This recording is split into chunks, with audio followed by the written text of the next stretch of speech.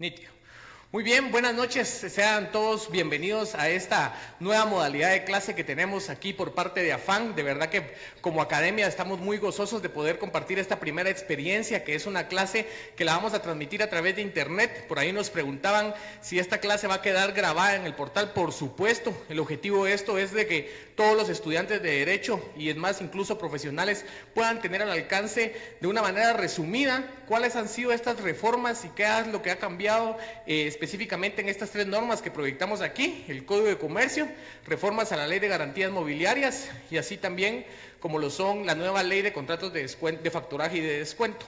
Entonces, para los que nos están viendo en línea, importante, en nuestras últimas publicaciones, pueden ver abajo en el Facebook de AFAN, pueden ver ahí, tenemos el link en donde está el material que estamos proyectando. Por si ustedes están en su casa, lo pueden descargar allí. Ahí están todas las diapositivas que vamos a ver el día de hoy y hay un otro segundo material que va a haber una oportunidad en donde lo vamos a compartir.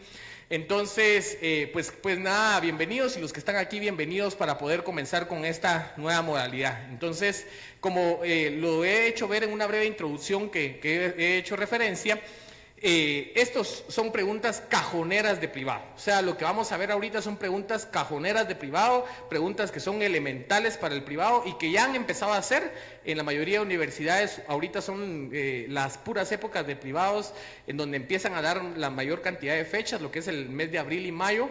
Por lo tanto, es bien importante este compartir que vamos a tener, así que sean todos bienvenidos y sin más preámbulo vamos a comenzar en nuestra clase. Primero vamos a comenzar a ver las reformas al Código de Comercio. Esto, recordemos, estas reformas fueron a través del decreto número 18/2017. Estas reformas fueron decretadas por el Congreso de la República el año pasado y ya están en vigencia a partir del mes de enero de este año. Entonces, algo importante, ya lo que vamos a ver ahorita ya no es que va a entrar en vigencia futuro, sino ya estamos en la plena vigencia de esto, ya están operando la mayor parte de los cambios. Esta primera parte de las reformas al Código de Comercio, toda está regulada o toda está establecida en base a las preguntas de privado que nos pueden hacer y que nos han hecho en este tema. Primera pregunta de privado: compañero, ¿se pueden hacer convocatorias o bien asambleas mediante medios electrónicos o medios virtuales en las sociedades mercantiles? Es decir, hagamos de cuenta que está un socio en su computadora, está otro socio en el departamento de Petén, está otro socio en su computadora en el departamento de Alta Verapaz y demás. Adelante. En este caso, pueden hacerse asambleas virtuales, o bien, ¿será que yo los puedo convocar por un medio virtual a través de una comunicación electrónica? Y la respuesta de privado sería: licenciado, sí se puede realizar siempre que esté pactado en la escritura social. Esta sería la respuesta. Es decir, sí se pueden realizar convocatorias o asambleas virtuales o a través de medios a distancia, siempre y cuando esté así pactado en la escritura social. ¿Por qué es esto? Regulado en el artículo 15 y el artículo 41, específicamente en el artículo 15 vamos a ver. De este lado de su pantalla va a aparecer cómo estaba el artículo 15 anteriormente. Esta es la forma en que debe estar, y aprovecho. Aquí hemos subrayado las partes importantes. Esto estaba antes como está ahora. Algo relevante con esto es que esta es una pregunta de privado. ¿Cuáles son las disposiciones que rigen a las sociedades mercantiles? Si solo decimos el Código de Comercio, nos lo van a decir malo. ¿Estamos? Las sociedades mercantiles están en el Código de Comercio. Eso no fue reformado. Esta parte de la reformada, y ojo con lo que nos dice ahora el legislador: la participación, la toma de decisiones, la convocatoria y cualquier comunicación podrá realizarse por cualquier método de comunicación a distancia según lo estipulado en la escritura social. Ojo con esto porque son varios términos. La participación, es decir, participar en las asambleas; la toma de decisiones, votar, deliberar; la convocatoria, es decir, que me convoquen a mi sociedad mercantil. Todo esto puede hacerse mediante cualquier método de comunicación a distancia. ¿Cuál sería la respuesta? Siempre y cuando esté en la escritura social. ¿Estamos nítidos con eso? Esa sería la respuesta. Ahora, aquí hemos puesto unas repreguntas que nos pudieran realizar. Compañero, dígame usted, ¿en qué lugar se establece que se suscribió el acto? Hagamos de cuenta que un socio está en Petén, otro socio está en Alta Verapaz, otro socio está aquí en la capital. ¿Dónde se pone que se realizó el acto? La misma ley nos soluciona este problema jurídico y nos dice, voy a leer acá: En caso que se utilicen tecnologías que permitan la comunicación a distancia, se considerará que el acto ocurrió en el lugar en que la sociedad tenga su domicilio. ¿Qué quiere decir? Si en el privado me preguntan, compañero, dígame usted, ¿en qué lugar se establece que se suscribió el acto, licenciado? En el lugar donde tenga su domicilio la sociedad. Hagamos de cuenta que en este caso tenemos el domicilio en el departamento de Guatemala. Recordemos, domicilio son la circunscripción departamental, ¿verdad? No vamos a decir nada distinto. Entonces, licenciado, en el domicilio, donde tenga el domicilio la sociedad mercantil. En este caso, adelante. Entonces, tenemos ahí algo importante a considerar esa repregunta. Compañero, ¿dónde se establece que se cumplió el acto? En el lugar donde tenga su domicilio la sociedad. ¿Qué otra pregunta nos pudieran hacer? Y mire, compañero, ¿quiere decir ahora que podemos utilizar WhatsApp para hacer asambleas? ¿O Skype? ¿O llamadas telefónicas? ¿O videollamadas? ¿Cuál sería la respuesta? Así como así asienten algunos de los compañeros por acá para gente. Efectivamente, sí, cualquiera de estos medios, cualquier método de comunicación a distancia, siempre que permita asegurar la autenticidad e integridad de sus comunicaciones y, por supuesto, que esté regulado en la escritura social. ¿Por qué decimos esto? En el mismo artículo 41 reformado nos dice: para la validez de cualquier comunicación, la escritura social podrá determinar la aplicación de los mecanismos previstos en la legislación nacional, miren esta parte, o cualquier otra alternativa para asegurar la autenticidad o integridad de sus comunicaciones. Es decir, media vez se puede asegurar la autenticidad de esa comunicación, puede ser cualquier clase de comunicación a distancia. Ojo, ya como obviamente nosotros no solo somos abogados para el privado, sino somos abogados para el ejercicio profesional. En este caso, las sociedades mercantiles que ya constituimos y que no permiten comunicaciones electrónicas, si quisiéramos que se pudiera, tenemos que hacer una ampliación, ¿verdad? Tenemos que ampliar e incorporar estas disposiciones, y yo no recomiendo que sea de manera específica diciendo que las asambleas se desarrollarán a través de Skype. No, sino mejor a través del medio electrónico que disponga la Asamblea General y ya después se regule a través de eso. ¿Estamos? Entonces esto es algo importante porque el privado no solo es de ganar ese examen, ¿verdad? Sino es sobre todo de irlo a ejercer comúnmente. 3 preguntas de privado. ¿Se pueden las convocatorias o asambleas electrónicas? Sí, siempre y que esté regulado en la escritura social. Segunda, en este caso, ¿cuál sería el requisito, o en este caso cómo se podría hacer, si a través de WhatsApp o a través, mediante cualquier medio que permita comprobar la veracidad de la comunicación, siempre y cuando esté en la escritura social? Y como lo vimos de último en la última pregunta, ¿en dónde se establece que se cumplió el acto? En donde tenga su domicilio en la sociedad. 3 preguntas de privado. Siguiente pregunta. Ojo con porque esta es algo que sale de lo que normalmente teníamos. ¿Es obligatorio llevar el libro del órgano de administración? Recordemos antes, nosotros el libro que siempre conocemos todos es el libro de Asambleas Generales de Socios, ¿verdad? Donde constan las asambleas de socios. Este es un libro que normalmente todos recordamos. Antes establecía de que cuando hay un órgano de administración, si recordemos, el órgano de administración puede ser una persona, que le llamamos el famoso administrador único y representante legal, o bien puede ser el órgano de administración puede estar conformado por varias personas, ya eso le llamamos un consejo de administración. Antes, cuando era un consejo de administración, tenía que haber un libro de el consejo de administración. Pero cuando era administrador único, les pregunto, ¿tenía que haber un libro de administrador único? No era obligatorio. Hoy por hoy, ¿qué nos pueden preguntar?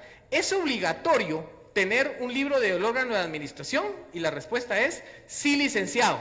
En todos los casos es obligatorio llevar un libro del órgano de administración, no obstante sea un administrador único o no obstante sea un consejo de administración. Licenciado, pero eso está fundamentado, por supuesto, en el artículo 53, reformado por el Código de Comercio, y que voy a leer las partes. Solo miren una cuestión. Antes este era el artículo 53. Ahora el artículo 53 es todo esto, miren, hasta acá. ¿Estamos? Entonces el artículo 53 solo lo ampliaron considerablemente. Leo la parte conducente. Las sociedades mercantiles llevarán un libro de actas de juntas de asambleas generales, el que siempre hemos conocido, ¿verdad?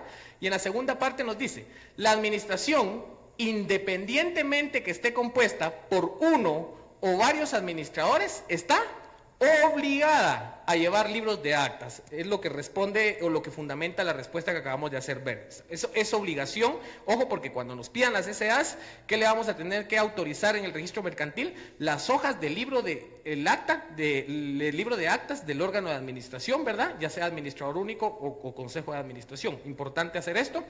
Y acá yo solo les pido que ustedes en su casa le pongan en este artículo 53, en este párrafo, aquí tienen los requisitos que debe tener el libro de adjuntas de asambleas generales. Entonces yo sugiero que esto lo tengan en consideración. Yo aquí pondría el epígrafe, si tuviéramos un poco más de tiempo y fuera acá, yo le pondría aquí de epígrafe, requisitos, libros, asambleas generales.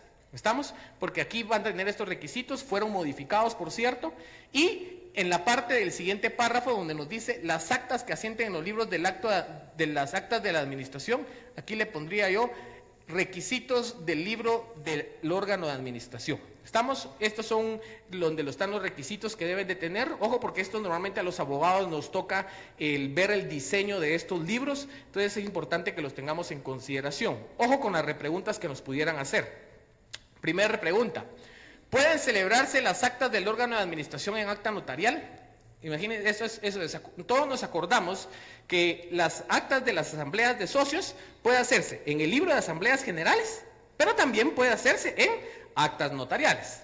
Ahora bien, las actas del libro del órgano de administración también podrán hacerse por acta notarial y obviamente también se pueden hacer por acta notarial, solo que ojo con una cuestión.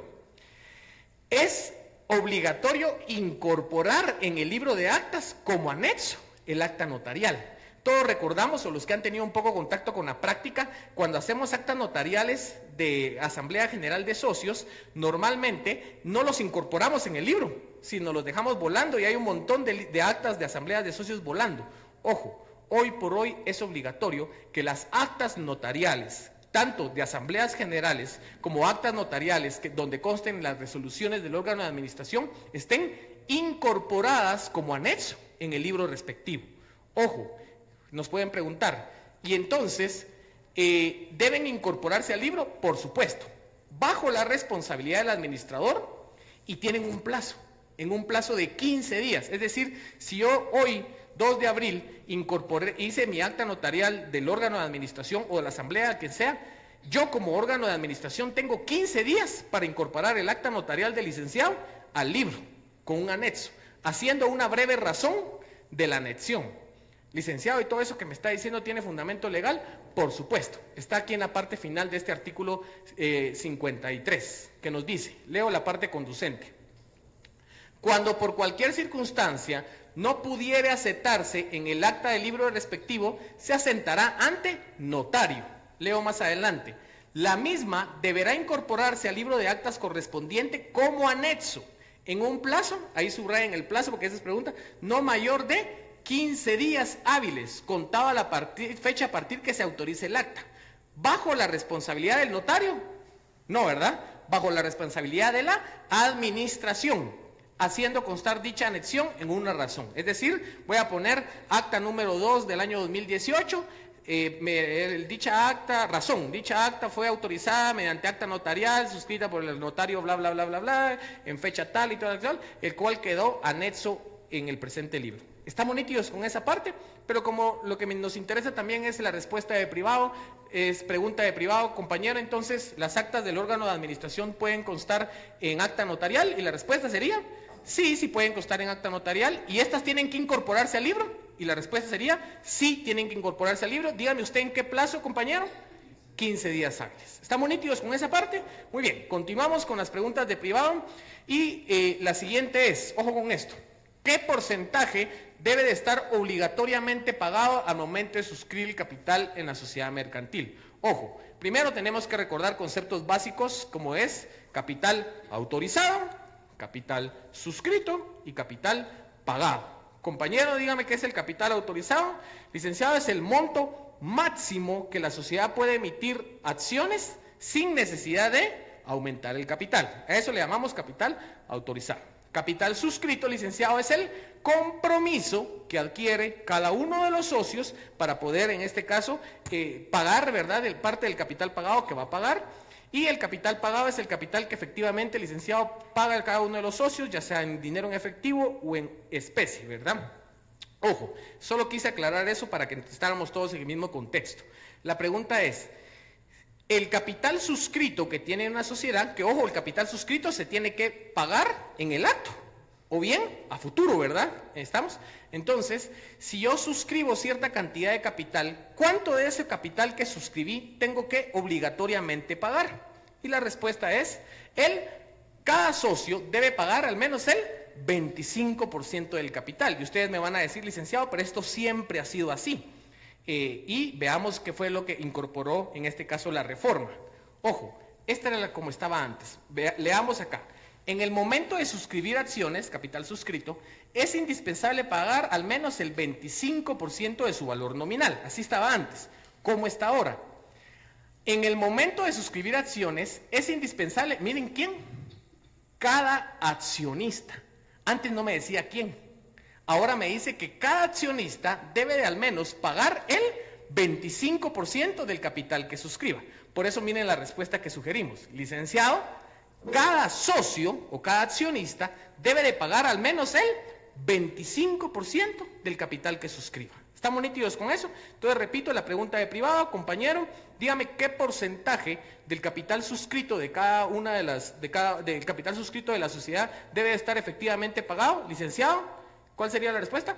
Cada socio o cada accionista debe pagar al menos el 25% de cada uno del capital. ¿Estamos nítidos con eso? Bueno, esto tenemos en el fundamento en el artículo 89 que ya vimos. Ojo con esto, esta es la más clásica, esta la han hecho un montón ahorita en los privados y es fácil, gracias a Dios. Compañero, ¿cuál es el capital mínimo para constituir una sociedad? Recordemos cuánto era antes, 5,000 quetzales, ¿cuánto es ahora? 200 quetzales. Cajonera. Esta sí, miren, ir al privado y no saber esto es un suicidio. Estamos entonces, hoy por hoy sabemos que es el 90 y aquí lo tenemos. ¿Cuánto, como bien todos sabíamos, cuánto era antes? 5,000. ¿Y cuánto es ahora? 200 quetzales. ¿Estamos nítidos con eso? Ojo, esto es el capital pagado, ¿verdad? El capital pagado, tiene que estar ahí. Muy bien. Ojo, adelante. Ojo, ¿cuál es la siguiente pregunta de privado? La siguiente pregunta es, compañero, ojo con esto porque esto es algo que sí cambió. Del capital que se pague, compañero, es obligatorio que se deposite en un banco del sistema. Es obligatorio. Y ahora, como muy bien la compañera nos dice, no va a ser siempre obligatorio. Licenciado, veamos cuál sería la respuesta que sugerimos nosotros. Solo cuando lo que se deposite sea mayor a 2,000 quetzales, es obligatorio que se deposite en un banco. Cuando sea menor, pudiera depositarse ¿en quién? En el órgano de administración. Es decir, yo se lo puedo dar al administrador único o al consejo de administración si fuera el caso. ¿Estamos? Licenciado, por favor, deme el fundamento legal de eso. Claro que sí. Artículo 92, obviamente reformado por el Código de Comercio, reformado en el Código de Comercio. Ojo, así es como estaba antes. Miren, las aportaciones en efectivo deberán depositarse en un banco. Todos nos acordamos que trámite para constituir una sociedad anónima, búsqueda retrospectiva y segundo, hacerle el oficio para que deposite los 5,000 quetzales. Eso era antes. Ahora, miremos cómo dice la norma. Las aportaciones en efectivo podrán entregarse a uno o más administradores o depositarse en un banco. Es decir, ahora se puede entregar al administrador o depositarse en un banco. Pero díganme ustedes, ¿cuándo es obligatorio que se deposite en un banco? Cuando exceda de 2,000 quetzales. Estamos cuando exceda de 2,000 quetzales. ¿Estamos nítidos con eso? También pregunta muy cajonera y muy fácil en el privado. ¿Estamos nítidos por ahí? Sigamos avanzando. Ojo con esto, porque eso también era tradicional, todos nos acordamos, en este caso, cómo inscribir a un comerciante individual, y todos vamos a ver acá una cuestión. ¿Cómo obtengo el formulario para inscribir al comerciante individual? ¿Qué teníamos que hacer antes? Acudir a las oficinas del registro mercantil y pagar nuestro respectivo formulario. Hoy por hoy todavía se puede hacer eso, pero hoy por hoy nos incorpora aquí la reforma que también lo puedo descargar del sitio web de dicho registro. Algo importante, hay examinadores que les gusta preguntar cuánto cuestan las cuestiones. Entonces, ¿cuánto nos cuesta el formulario hoy por hoy? Nos cuesta 10 quetzales. Entonces, ahora bien, veamos cómo nos dice la reforma. La inscripción del comerciante individual se hará mediante formulario físico o solicitud electrónica. ¿Estamos? Ojo con algo importante acá, que es una repregunta. Compañero, ¿se debe legalizar la firma en el formulario en comerciante individual? Les pregunto, antes de la reforma, ¿se debía legalizar el formulario del comerciante individual? Y todos nos recordamos que sí, ¿verdad? Que nos iban a requerir la notaría para poder, en este caso, autenticar la firma. Hoy por hoy, miren, no, ya no se debe legalizar el formulario de comerciante individual. ¿Por qué? Veamos qué incorpora la reforma. Miren cómo estaba antes. La inscripción del comerciante se hará mediante declaración jurada, consignada en formulario con firma autenticada. Eso era antes. Hoy por hoy, miren cómo dice la norma. La solicitud de inscripción, miren, no me dice nada de auténticas. Ojo, entonces, mi formulario de comerciante individual tiene que ir con firma autenticada, respuesta de privado, no, licenciado, ya no es necesario. ¿Estamos nítidos con esa parte ahí? Conclusión, porque todo esto es producto de la reforma al Código de Comercio. Miren, esto también es un tema que gracias a Dios se han ido reformando, mejorando, porque de verdad hay que ser conscientes, esto sí facilita el comercio, nos hace que facilite el comercio. Siguiente pregunta. Les pregunto para que hagamos un poquito de contexto. Es muy normal que los licenciados nos pregunten, ¿y cómo era antes?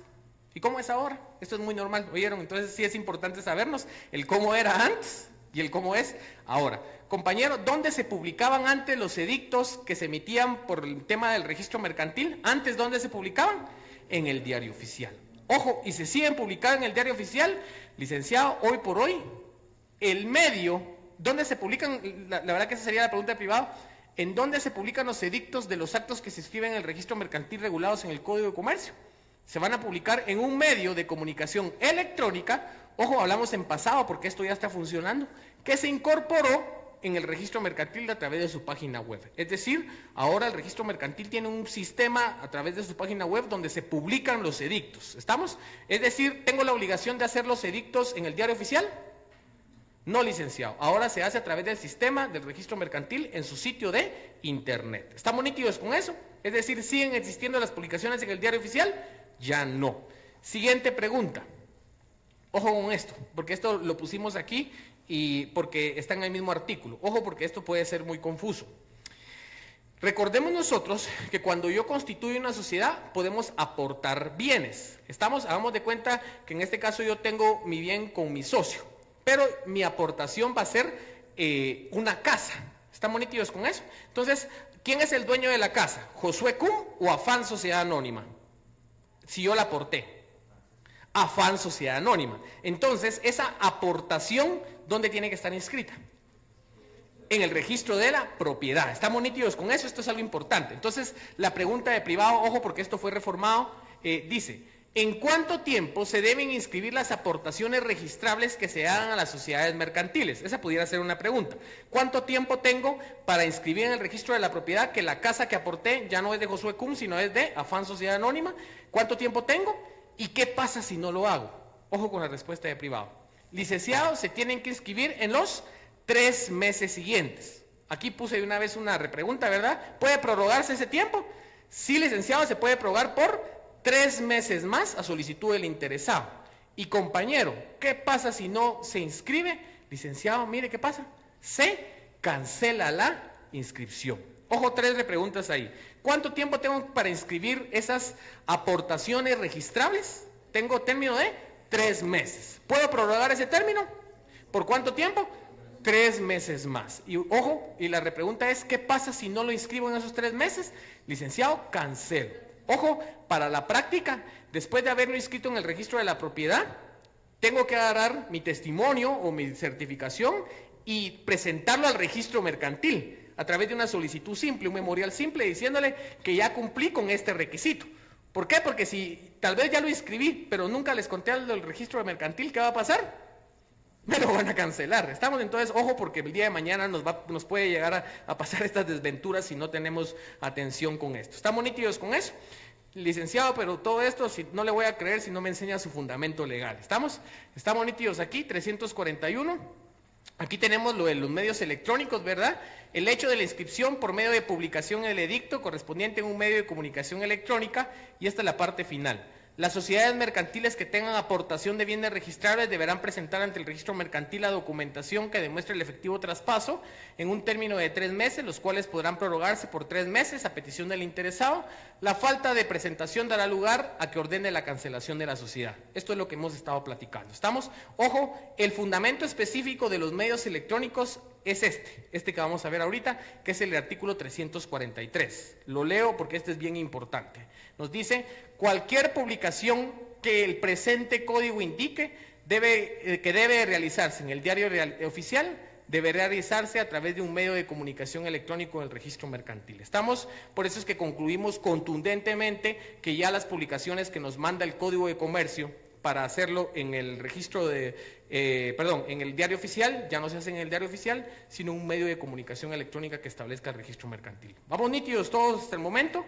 Si tuvieran preguntas, las pueden anotar ahí y vamos a tener un espacio de preguntas y respuestas para no interrumpir, para respetar su tiempo.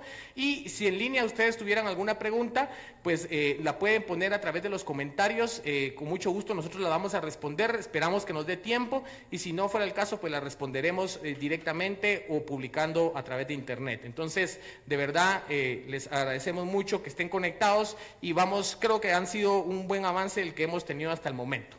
Bueno, esta es una pregunta cajonera. Miren, aquí, ir al privado y no saber esto es suicidio también. Pues digamos, todos recordamos antes, esto nos lo enseñaron en la universidad, y como ya estamos estudiando para nuestros privados, esto ya no lo sabíamos antes, ¿verdad? Trámite para inscribir una SA. Yo les comento, en 9 de cada 10 exámenes de mercantil preguntan trámite para inscribir una SA. 8, 9, de verdad es altamente probable que se lo pregunte. ¿Qué cambios hubieron? Se lo resumo. Inscripción provisional, ¿se acuerdan que teníamos una inscripción provisional? Hoy por hoy esa inscripción provisional ya no existe. ¿Se acuerdan? Antes hacíamos una publicación en el diario oficial, ¿y qué tenía que pasar? ¿Cuánto tiempo teníamos que esperar después de la publicación? 8 días teníamos que esperar para que la gente se opusiera. Hoy por hoy eso tampoco existe. Ojo, porque este sí lo quisimos desarrollar bien, que es el trámite para constituir una SA. Como les digo, esto está en internet. Yo les pido que ustedes hagan su esquemita y todo, porque de verdad esta es una pregunta cajonera y no me gustaría que en este caso se nos fuera a pasar algo. Entonces ustedes lo pueden tener allí en línea. Adelante, no tenga pena. Vamos a comenzar entonces con el trámite para inscribir una sociedad anónima. Primero, como siempre ha sido, tenemos que hacer la investigación retrospectiva para establecer la denominación, ¿verdad? Es decir, voy a ver si Afán Sociedad Anónima no tiene otra sociedad mercantil. Esto le llamamos, licenciado, paso número 1, se hace una investigación retrospectiva, ¿verdad? Algo importante, ahora miren cuánto cuesta esto. Ojo, porque lo preguntan, ¿verdad? Lo preguntan. Cuesta 50 quetzales. Ahí se acuerdan, el arancel del registro mercantil también fue reformado. Hay que aprendernos todos estos porque son preguntas de privado y ahorita los examinadores están ahí atentos a que no nos lo sepamos, entonces nosotros tenemos que saberlo. Entonces, por la investigación retrospectiva se cobran 50 quetzales. Paso número 1, investigación retrospectiva. Paso número 2, licenciado, se hace la apertura de la cuenta. Ojo, ¿es obligatorio abrir cuenta? Si nos preguntan en el privado, ¿es obligatorio abrir cuenta? Licenciado, no es obligatorio. Será obligatorio cuando sea el depósito del dinero mayor de 2,000 quetzales. ¿Estamos? Y si es menor de 2,000 quetzales, ¿en dónde se va a depositar el dinero? En el órgano de administración. Esto lo vimos ya anteriormente, ¿verdad? Entonces, se hace el oficio respectivo para la apertura de la cuenta, ¿verdad? El notario el notario hace el oficio para que lo hagan. Paso número 3, obviamente, hacemos la escritura de la sociedad mercantil, ¿verdad? Hacemos la escritura y como obligación posterior de la escritura, todos sabemos que es emitir el testimonio. Ojo, ese testimonio paga 250 quetzales de timbres fiscales. Aunque usted no lo crea, hay examinadores que preguntan cómo pega los timbres. Y hay compañeros que, como no hemos tenido alguna práctica de abogacía, decimos, licenciado, pego 2 timbres de a 100 y uno de 50. ¿Hay timbres fiscales de 50? No. Licenciado, pego 2 timbres de a 100 y 2 de a 25. ¿Estamos nítidos con eso? O si no, licenciado, pego 250 timbres de a quetzal, díganme ustedes ahí. No son mentiras. ¿Estamos? 2 timbres de a 100 y 2 timbres de a 25. ¿Estamos? Y no se les puede olvidar el 50 centavos por razón registral. ¿Estamos? Esto es lo que paga el impuesto que paga el testimonio. Bueno, Paso número 1, investigación retrospectiva. Paso número 2, licenciado, se entrega el oficio para la apertura de la cuenta. Paso número 3, se hace la escritura social, licenciado, y su testimonio respectivo, que debe pagar la cantidad de 250 quetzales en timbres fiscales y 50 centavos por razón de registro. ¿Estamos? Paso número 5. Licenciado, se presenta en la ventanilla del registro mercantil. Ojo, porque hemos tenido, yo les voy a ser sinceros, nosotros aquí en Afán les pedimos a nuestros compañeros que han recibido los cursos y que se han examinado que nos retroalimenten de las preguntas. Y hoy por hoy, no me van a creer, en todas las universidades se están volviendo muy prácticos. Compañero, y dígame usted qué hace, con quién habla, qué es lo que hace si fuera tal, qué es lo que... Entonces esto es importante conocerlo y saberlo. Por eso es que aquí se dan cuenta, estamos poniendo bien concreto las cuestiones. ¿Y qué papeles presento yo ante la ventanilla? Ojo, tengo que presentar el formulario, que lo descargo del sitio web, 2 formularios. Estamos 2 copias del formulario. ¿Qué más presento? El pago de los recibos respectivos. Ojo con esto, aquí tenemos una tablita. ¿Cuánto pago? Licenciado, se pagan 8.50, o sea, 8.50 por mi ante el capital autorizado, 100 quetzales, eso es por motivo del arancel de la sociedad, 100 quetzales por motivo de la empresa mercantil y 150 por el auxiliar de comercio. Eso es lo que se paga. Pero, licenciado, si el capital autorizado es menor a 500,000, no se paga nada de esto. ¿Estamos nítidos con eso? Entonces tenemos que aprendernos. ¿Cuánto se paga? Por el capital autorizado, 8.50 por cada 1,000. Por la empresa mercantil, pagamos 100 quetzales. Y por el auxiliar pagamos 150. Pero, licenciado, si el capital autorizado es menor a 500,000, no se paga nada de esto. Ojo, porque el arancel anterior decía aquí 300,000. Hoy por hoy son 500,000. ¿Estamos nítidos con esto? Yo les sugiero, no nos metamos a tanto en el privado. Yo le sugiero que si fuera mi privado, yo lo puedo manejar y yo le diría, licenciado, presento mi solicitud al registro mercantil y me voy al siguiente paso. No le voy a estar diciendo al licenciado y metiéndome a problema de qué es lo que voy a hacer. Ojo, hay que manejar nuestro privado, eso es técnica de privado. Ahora bien, pero si el licenciado me pregunta, hay que saberlo, ¿verdad? Entonces yo, como les digo, no les sugiero entrar a este detalle, sino me quedo acá. Pero si me lo preguntan, tengo que saberlo y por eso es que lo ponemos acá. ¿Estamos nítidos con esa parte? Entonces, ¿qué es lo que presento? 2 formularios, los recibos de pago respectivos que acabamos de ver, el testimonio original de la escritura pública con sus impuestos respectivos. Ojo, todo acto registrable se ingresa su testimonio en original y su respectivo duplicado con su respectivo duplicado, ¿verdad? El acta original con su respectivo duplicado. ¿Acta original de qué? Del nombramiento del representante legal con su respectivo duplicado, y el original y fotocopia del solicitante. Aquí recordemos, puede solicitar uno de los socios, el administrador o incluso el mismo notario autorizante. ¿Estamos? Esto es algo que tengamos aquí. Conclusión, ustedes aquí tienen estos son los requisitos que se presentan en la solicitud. Hago una remembranza de este trámite. Paso número 1, investigación retrospectiva. Paso número 2, licenciado, en este caso, ¿cuál era el paso número 2? ¿Cómo? Se da el oficio para que abran la cuenta bancaria. Estamos importantes ahí. Paso número 3, licenciado, se hace la escritura social, se emite el famoso testimonio de la escritura y con toda la documentación presento mi solicitud al registro mercantil. Ojo, esto ni de loco hablarlo en privado, pero lo voy a saber para mi práctica y 2, por si me lo llegaran a preguntar. Esta es pregunta rebuscada. ¿Puedo hacer ese trámite en línea? Hoy por hoy se puede hacer ese trámite en línea a través del sitio minegocio.gt.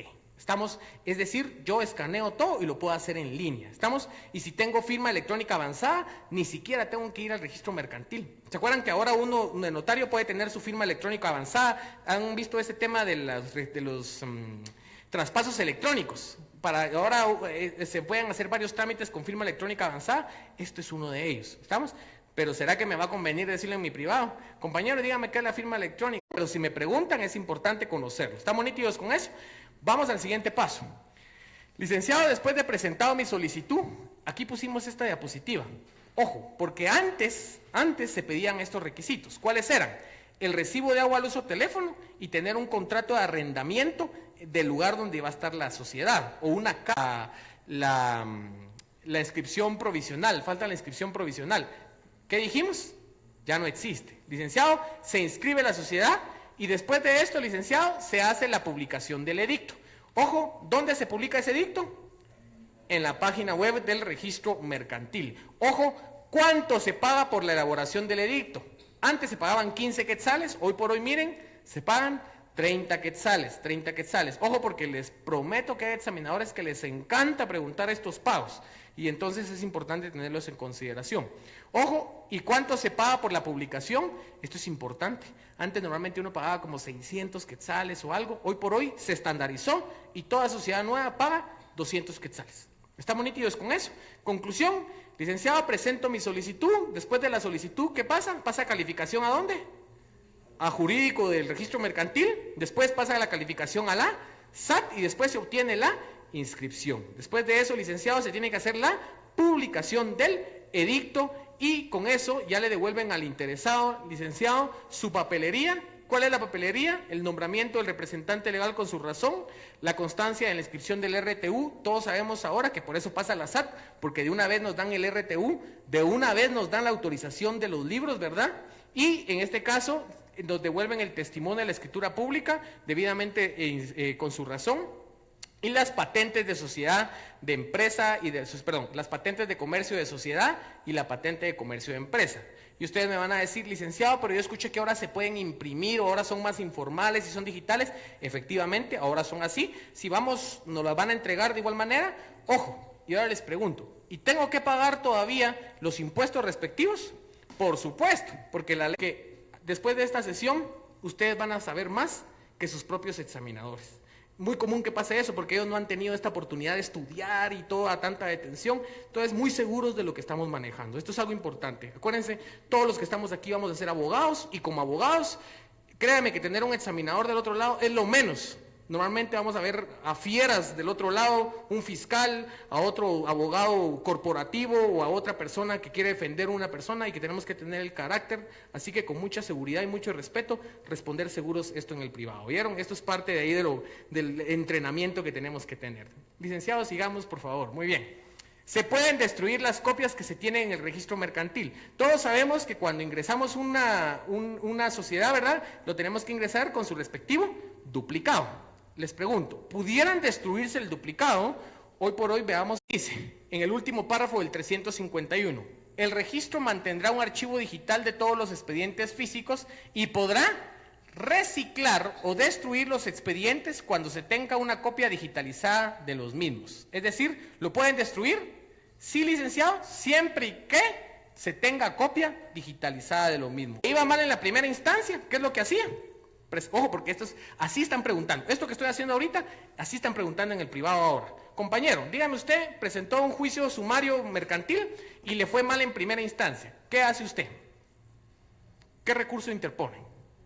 Por supuesto, interpongo apelación, licenciado. Muy bien. Y contra la sentencia de apelación le volvió a salir chueca. ¿Qué recurso interpone? Ojo, interpongo, si es materia mercantil, interpongo la casación. Pero esta casación solo va a caber en dos casos. Uno, cuando es de valor indeterminado. O dos, antes, cuando era mayor a 2,000. Ojo, esto fue reformado. Y ahora miren cómo dice, en los juicios de valor indeterminado y aquellos en cuya cuantía exceda de 400,000, procede casación. ¿Estamos nítidos con eso? Ojo, porque nos van a preguntar en el privado, compañero, en los juicios, esta es la pregunta de privado, ¿verdad? La dejo ahí. ¿Cuándo procede casación en los juicios sumarios mercantiles? Licenciado, la respuesta es cuando sean juicios de valor indeterminado y aquellos cuya cuantía exceda los 400,000 quetzales. ¿Estamos nítidos con eso? Ojo, porque estas son preguntas ya un poquito más técnicas, ¿verdad?, que la pudieran hacer. Bueno, ojo, han preguntado en el privado este tipo de preguntas. Compañero, hábleme un poco de las reformas al Código de Comercio. Así nos van a preguntar. Hábleme un poco de las reformas al Código de Comercio. Para esto creamos esta diapositiva.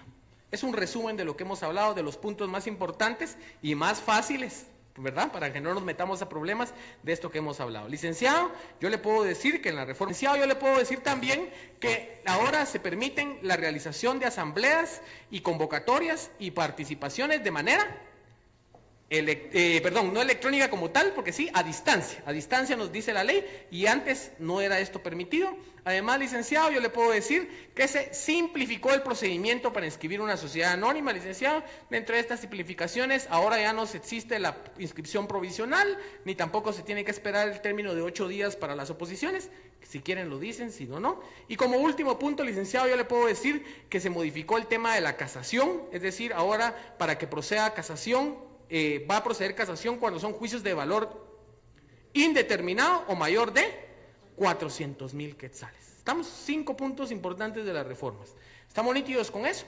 Bueno, en este momento yo les pregunto a ustedes si tienen alguna pregunta de alguna de las cuestiones que hemos visto. Vamos a dar unos breves minutos para preguntas. ¿Nadie tendrá preguntas? ¿Todo muy claro? ¿Clarísimo? Sí, por favor. Importante, muy bien. Ahora ya no es necesario que se inscriba definitivamente. En este caso ya no es necesario que se inscriba, se dé la inscripción definitiva. Ahora ya solo existe una sola inscripción, que es la inscripción de la sociedad. Ojo, porque antes había una pregunta, me recordó a usted una pregunta. Compañero, ¿en qué momento adquiere la personalidad jurídica la sociedad mercantil? ¿Y cuál era la respuesta? Licenciado, se adquiere al momento de su inscripción en el registro mercantil, retrotrayendo los efectos al momento de su inscripción provisional. ¿Se acuerdan? Esa es una pregunta cajonera. ¿Sigue esto así? ¿Cuál sería la respuesta hoy por hoy, licenciado? ¿Cuándo adquiere cuándo adquiere la personalidad jurídica la sociedad mercantil? Al momento de su inscripción en el registro mercantil. ¿Estamos? Muy buena pregunta, excelente, porque nos permitió reflexionar sobre esto. Conclusión, ya no existe inscripción provisional ni inscripción definitiva, sino ya solo existe la inscripción, que a mi criterio, si le quisiéramos denominar de alguna forma, sería la definitiva. ¿Estamos? ¿Alguna otra pregunta que le pudieran ustedes tener ahí?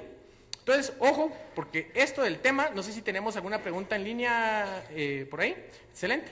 Entonces, este tema, como ustedes se han podido dar cuenta, son preguntas cajoneras de privados. ¿Estamos?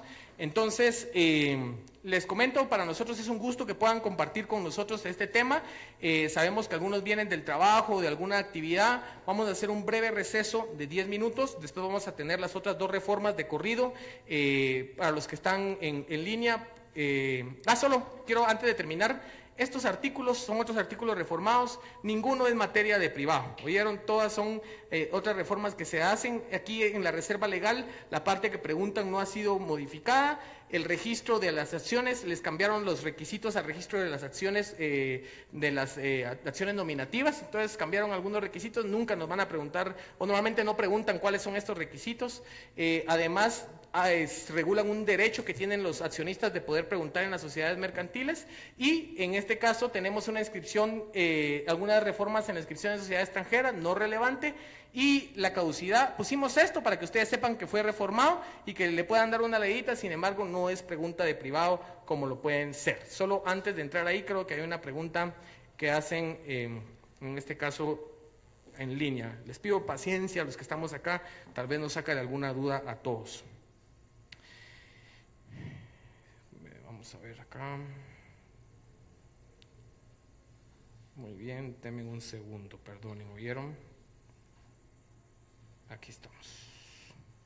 Dice, la pregunta que hacen en línea: el registro mercantil daba opción de llevar directamente los formularios y documentos y testimonios físicos a la ventanilla para realizar todo el procedimiento de constitución de sociedad anónima. También da la opción que se realizarlo a distancia por medio de Mi Negocio. Después de las reformas, ¿aún puede el notario hacerlas de ambos medios o únicamente por medio de negocio? Le agradecemos a Pao Chávez ahí que nos hace esta pregunta. Conclusión, la pregunta de Pao Chávez es si en dado caso se puede hacer físicamente y puede hacerse también en línea a través de Mi Negocio. Esa sería la pregunta, ¿verdad? Y la respuesta, Pao Chávez, es de que se puede hacer de los dos medios, ¿verdad? Puede hacerse de manera física, teniendo toda mi papelería físico, o bien lo puedo escanear como siempre se ha hecho, ¿verdad? Ojo con esto, ahora ya puedo utilizar mi firma electrónica avanzada y lo encripto con mi firma electrónica avanzada y lo hago a través de Mi Negocio. Conclusión, Paola Chávez, se puede hacer todavía de las dos formas. ¿Estamos nítidos con eso? Ojo, yo en materia de privado no les sugiero decir licenciado y presento mi solicitud, la cual puedo hacer de manera física o electrónica a través de mi... No, ¿verdad? No sugiero eso, no obstante, qué bueno que sepamos que así se puede. Ojo, porque ¿será que nos va a ahorrar a nosotros la venidita del registro mercantil el poderlo hacer con este tipo de cuestiones? Son aquellas ventajas que se tienen que tomar en cuenta. ¿Estamos? Vamos a ver... Aquí nos piden retroalimentar en cuanto a la firma avanzada y por supuesto JAMRO. Solo vamos a retroalimentar un poco con este tema. Les comento, el Código de Comercio nos regula una parte respecto a la firma electrónica avanzada que permite, en este caso, en el artículo 351 en el segundo párrafo nos dice: cualquier documento digital o digitalizado, normalmente lo escaneamos, ¿verdad? Lo escaneamos y lo digitalizamos, firmado por la persona con firma electrónica avanzada, como uno tiene que ir a solicitar su firma electrónica avanzada a una institución que tenga la autorización para emanar esto. Por ejemplo, el más común o más conocido es Cámara de Comercio, Infile también tiene este servicio. Entonces uno adquiere su firma y una vez haya digitalizado esto, puede encriptar y con eso, ¿qué nos dice la ley? Y enviado al registro mercantil a través de su sitio web, estará exento del envío de copias y el registro lo conformará en digital. Es decir, ya no tengo que ir a dejar mis copias al registro mercantil, sino basta el envío digital. ¿Estamos nítidos con eso? Jan-Ro, espero que hayamos aclarado tus dudas respecto a eso. Y los que están acá, les agradezco su paciencia por que a veces es raro eso de estar hablando para un lado, hablando para el otro, pero de verdad para nosotros es un gusto que puedan compartir con nosotros. Allá atrás tenemos una pregunta.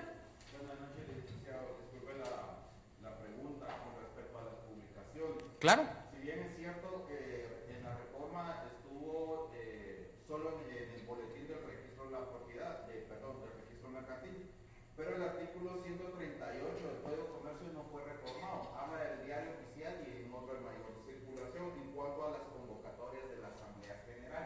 Claro. Para efectos de examen técnico profesional, ¿cómo le debo de contestar a mi examinador? Y para efectos de práctica.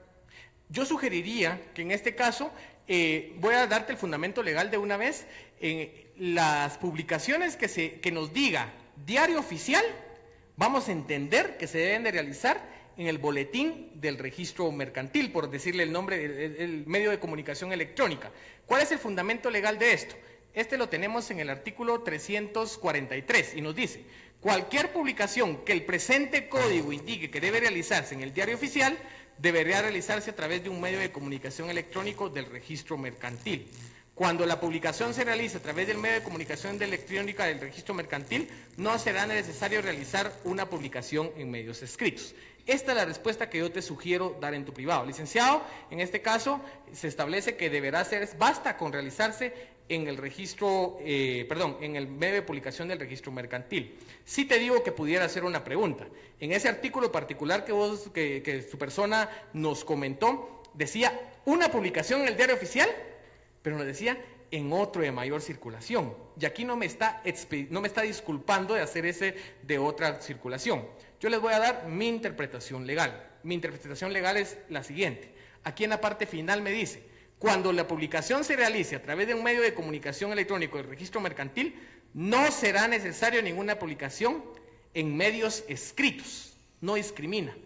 Esa es mi interpretación legal. A mi interpretación legal no será necesario hacer otra en otro de mayor circulación. Pero estoy 100% seguro que habrá otro examinador o otro abogado que es del criterio de que la que me disculpa es la del diario oficial. Pero el del otro de mayor circulación siempre lo tengo que realizar. Aquí ya será en la práctica de ver cómo se soluciona esta circunstancia. Yo les voy a ser sinceros. Ante la duda, incluso es un principio del derecho mercantil, ante la duda haz aquello que haga más seguro el negocio. Yo, en mi ejercicio profesional, no obstante, este es mi criterio de interpretación legal, yo lo publicaría en un diario oficial. Mejor prefiero pagar una cantidad X por publicarlo en una, pero que no me vayan a impugnar mi asamblea, porque eso me pudiera tener más clavos. Acuérdense que en la práctica me voy, ojo, porque esto es práctica, ¿verdad? Me voy a lo más seguro. Perdonen que me extenga, pero aquí en Afán no solo para el privado, damos estos tips para el privado sí te sugiero, nos vamos a esto. Pero ya para la práctica, vámonos un poquito a lo más seguro para evitar tener conflictos con nuestros clientes. ¿Qué prefiero? gastar 500 pesos en una publicación o que me venga un juicio ordinario de nulidad de mi asamblea por no hacer la publicación como sea. Estamos nítidos con eso, por eso es que comento esta cuestión del ejercicio profesional. Bueno, como les había comentado, les agradezco a todos por su participación. Aquí, nosotros siempre en nuestras clases, aquí enfrente van a encontrar tazas de café. Perdonen a los que están allá que vamos a hacer unos anuncios prácticos, ¿verdad? Para ustedes no hay café en esta noche. Aquí tenemos unas tacitas de café para que ustedes propios se hagan su café. Hay agua pura, pueden llenar sus pachones y todo. Nos vamos a tardar, en este caso, 10 minutitos y regresamos, que en los otros 12 nos van los 45 minutos restantes. ¿Estamos? Damos una pausa acá con esta transmisión y regresamos en 10 minutos. Muchas gracias a todos. Bueno, sigue la transmisión, pero ustedes pueden ir a tomar café. El baño de las señoritas está en la entrada de las oficinas, el baño de los caballeros está en la oficina 5D. Pueden asistir a cualquiera de los dos baños, ¿oyeron?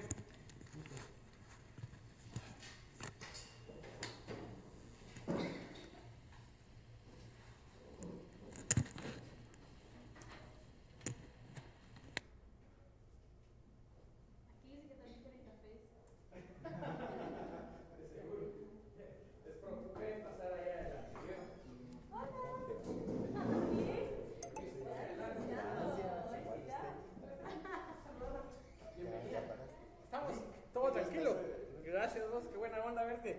Todo tranquilo. Eso está bueno, así. Eso está bueno y ahorita se va a poner cada vez mejor porque el tema de las garantías mobiliarias sí incorporó bastantes reformas fundamentales. Muy bien.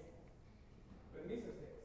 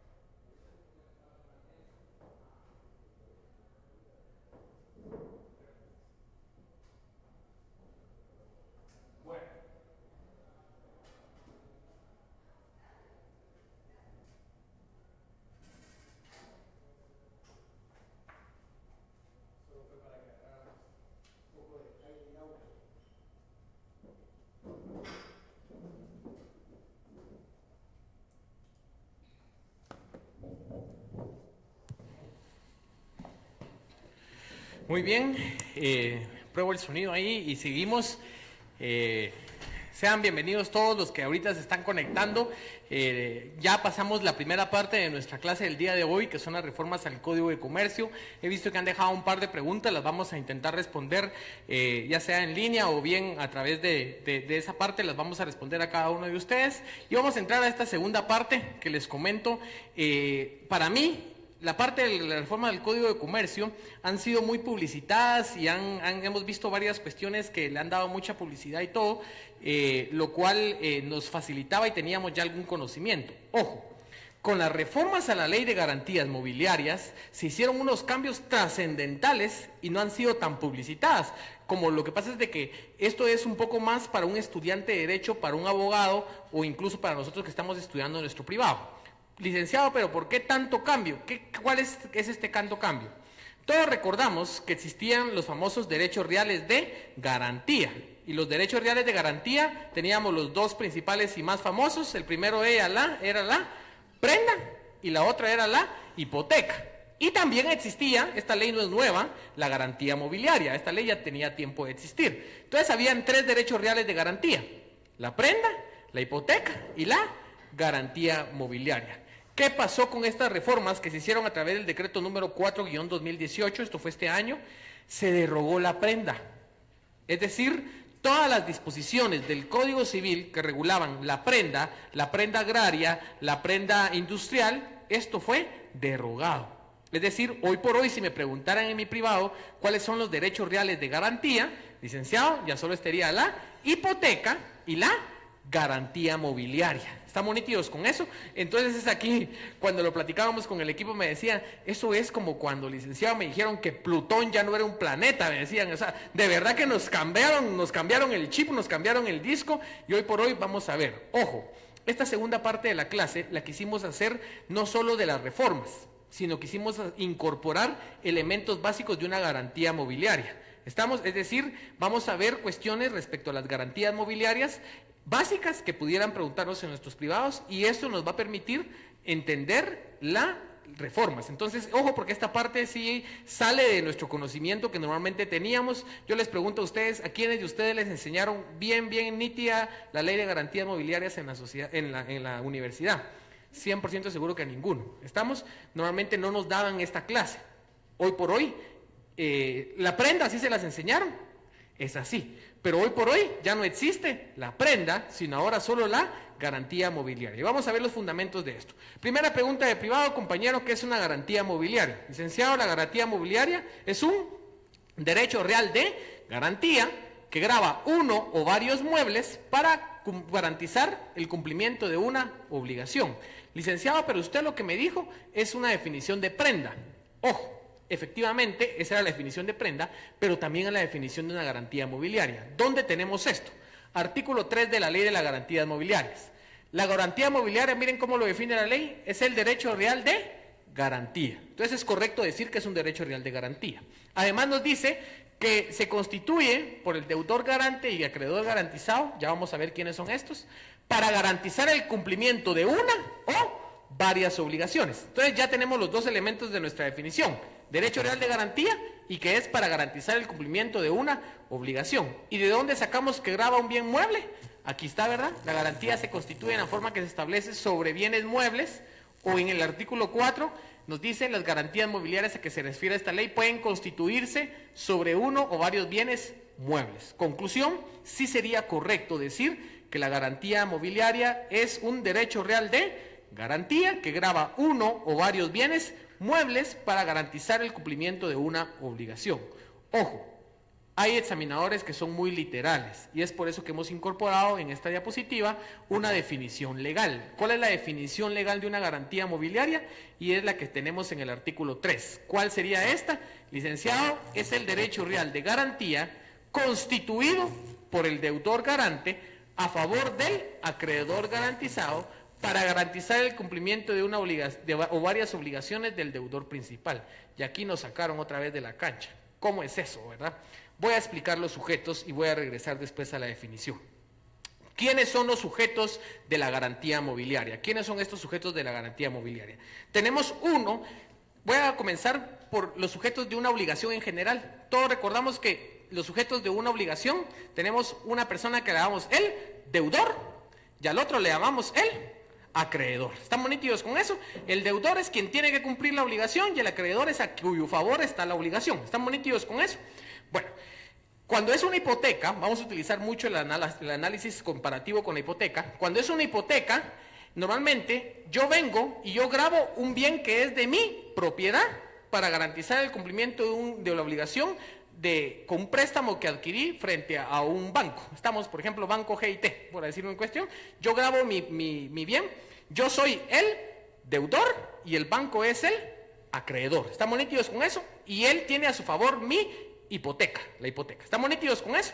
Ojo, en la garantía mobiliaria también funciona igual, solo que nos lo dividen en tres. El acreedor, sigámosle llamando acreedor, solo que no le llamamos solo acreedor a secas, sino le vamos a llamar acreedor. ¿Cómo le llamamos? Garantizado.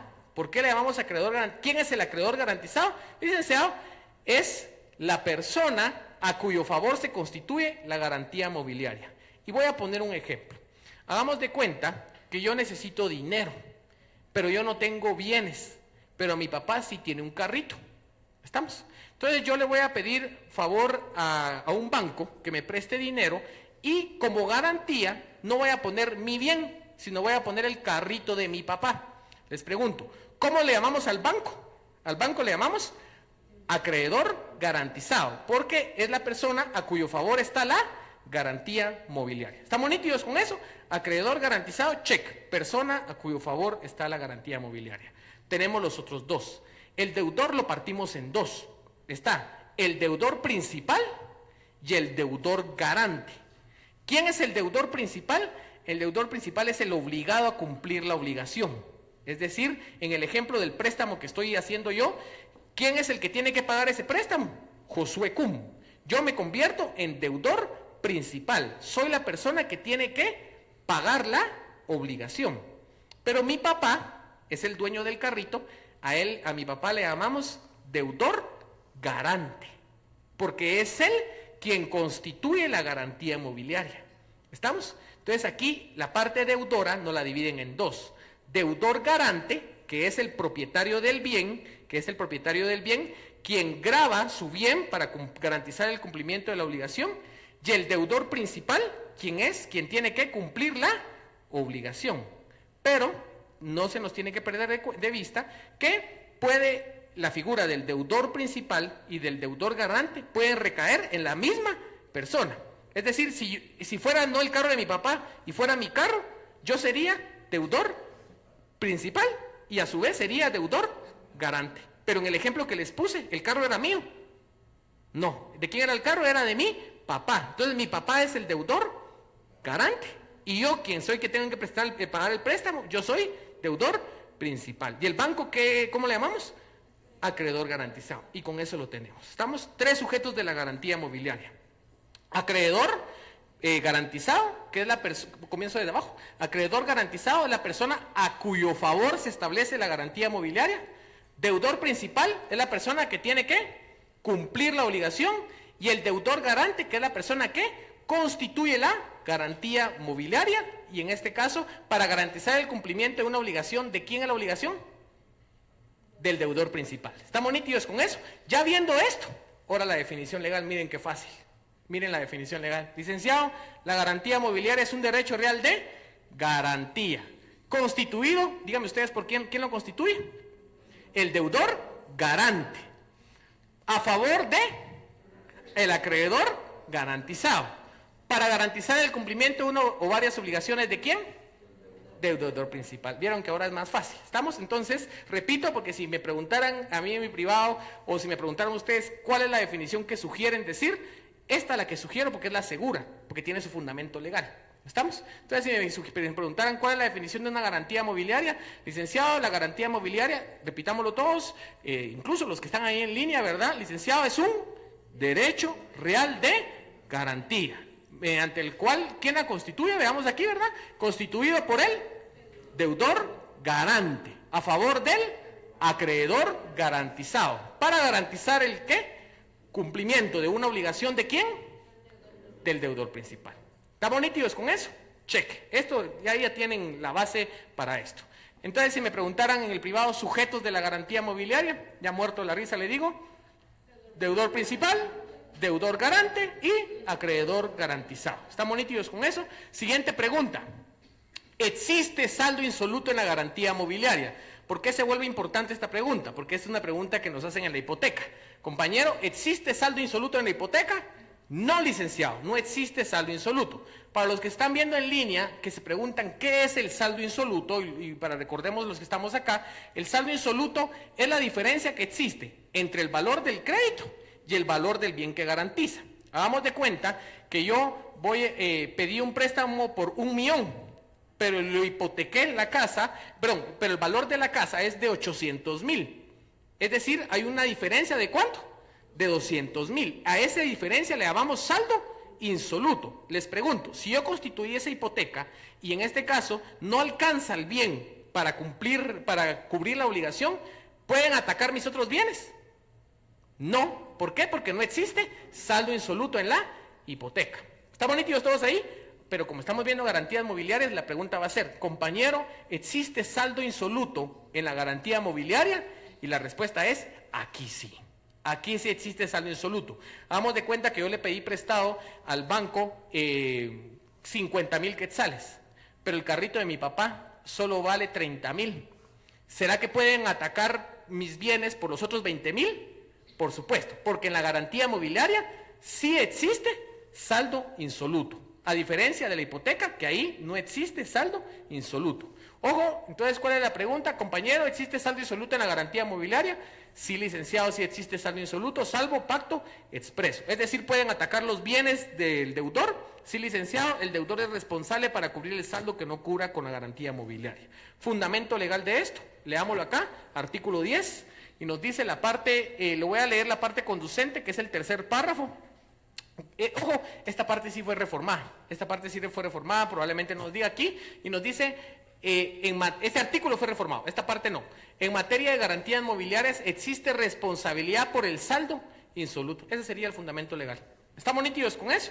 ¿Vamos nítidos en esta parte? Siguiente pregunta de privado. Compañero, ¿cómo puede constituirse la garantía mobiliaria? Es decir, a través de su forma. ¿Cuál es el elemento formal? ¿Y por qué hago esto? Voy a hacer la analogía a la hipoteca. ¿Cuál es el elemento formal de una hipoteca? Licenciado, tiene que hacerse en escritura pública. ¿Por qué tiene que hacerse en escritura pública? Porque tiene que inscribirse. Les pregunto, ¿la garantía mobiliaria se necesita alguna formalidad? Y veamos qué nos dice la ley. La ley me dice, licenciado, la garantía mobiliaria debe constar por escrito. Eso es lo único que pide, que conste por escrito. O por cualquier medio en que se deje constancia del consentimiento de las partes. Es decir, tiene que contarse por escrito. Se puede hacer a través de escritura pública, a través de documento privado, incluso, veamos el artículo 10. Ojo, esto ni de loco decirlo en mi privado, pero miren, el artículo 10 nos dice una parte. No requiere formalidad alguna, puede documentarse por cualquier medio, incluso comunicaciones electrónicas. ¿Será que voy a decir eso en mi privado? Ni de loco, ¿verdad?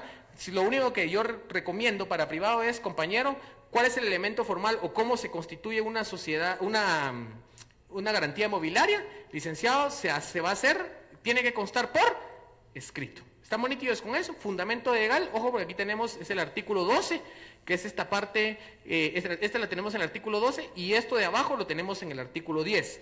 Esto es para su práctica, este comentario que voy a hacer, comentario para la práctica.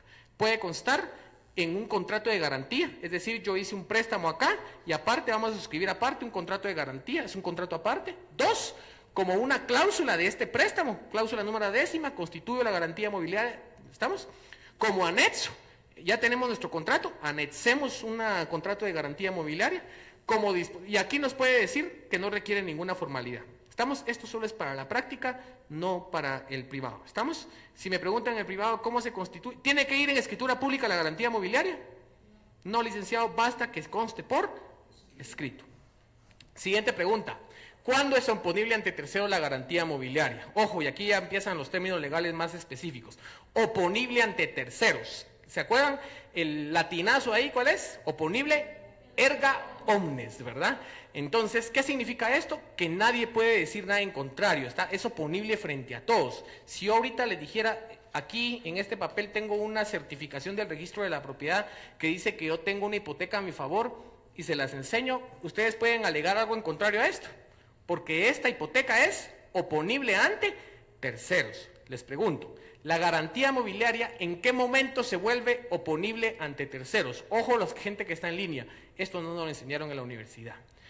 Se vuelve oponible ante terceros, ojo con este término técnico, cuando se cumple el requisito de la publicidad.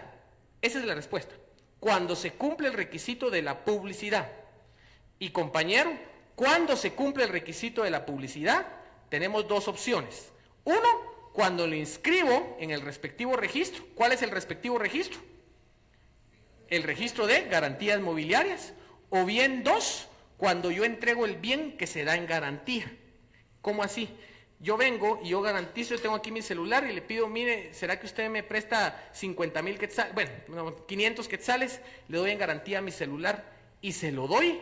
Allí estoy cumpliendo el requisito de la publicidad. O hagamos de cuenta que el préstamo que he hecho referencia, que se lo hice con el carro de mi papá, si mi papá entrega el bien, ahí cumplió el requisito de la publicidad. Y a partir de que se cumple el requisito de la publicidad, esa garantía mobiliaria es oponible ante terceros. ¿Por qué es importante esto? Hagamos de cuenta que yo vengo y grabo, le pido prestado acá al compañero un préstamo y grabo un vehículo, mi vehículo Toyota, mi vehículo. Y después le pido un préstamo a la compañera acá garantizando con el mismo vehículo. ¿Estamos? ¿Cuál tiene aquí prevalencia? Va a tener prevalencia el primero que se registre. ¿Estamos nítidos con eso? Entonces, este requisito de la publicidad es muy importante. Me voy a la pregunta de privado. Compañero, ¿cuándo se vuelve oponible ante terceros, ante terceros la garantía mobiliaria? Cuando se cumple con el requisito de la publicidad. ¿Y cómo se cumple el requisito de la publicidad, licenciado? Licenciado, se cumple haciendo la inscripción en el registro respectivo o dando la posesión del bien dado en garantía. ¿Estamos nítidos? Esto tiene su fundamento legal. Esta parte no fue reformada, la pueden ver ustedes en su ley, en su artículo 15. Y nos dice en el primer párrafo, los derechos conferidos por la garantía mobiliaria serán oponibles ante terceros. Miren cuándo. Cuando se ha cumplido, miren cómo le llama, el requisito de la publicidad. Segundo párrafo. Y se le dará publicidad a una garantía mobiliaria. Aquí pondría yo un 1, miren, si lo tienen ahí, sugiero que lo pongan. 1, por medio de suscripción registral, o 2, por la entrega de los bienes dados en garantía. ¿Estamos nítidos con eso? Repito, última vez esta pregunta, pero como les digo, esto no lo habíamos visto nunca nada similar, ¿verdad? Por eso es que lo hago tanto énfasis. ¿Cuándo se vuelve oponible ante terceros la garantía mobiliaria? Respondamos todos. Cuando se cumple el requisito de la publicidad. ¿Y cómo se cumple el requisito de la publicidad? Al momento de su inscripción o bien cuando se entrega el bien dado en garantía. ¿Vamos nítidos con esa parte? Continuemos entonces. Compañero, el registro de garantías mobiliarias, ¿a qué ministerio depende? Y aquí lo amarro con otros dos registros. El registro mercantil, el registro de la propiedad intelectual y el registro de garantías mobiliarias dependen del mismo ministerio. Díganme ustedes cuál es. Ministerio de Economía. Estamos, obviamente aquí solo regulan de garantías mobiliarias, pero así una vez amarramos estos tres, ¿verdad?